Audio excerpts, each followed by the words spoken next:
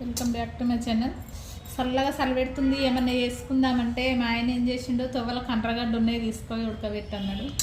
ఇక దానికోసం అని ఇక కండ్రగడ్డ తెచ్చిన కేజీ 60 రూపీస్ అంది, కానీ ఇక తెలిసినామే 50 రూపీస్కి ఇచ్చింది.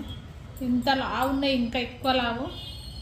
అవి వద్దమ్మా అంటే ఇవి ఇచ్చింది. ఇక కడగనైతే కడిగిన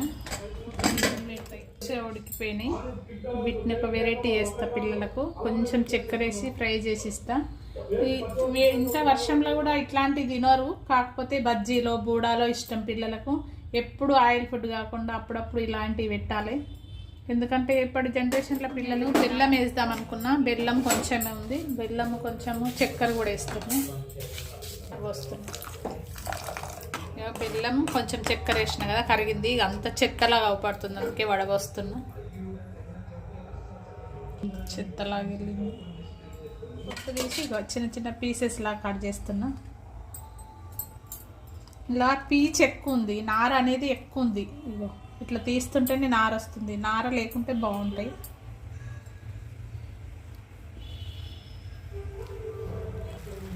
ఇందులో వేస్తున్నా.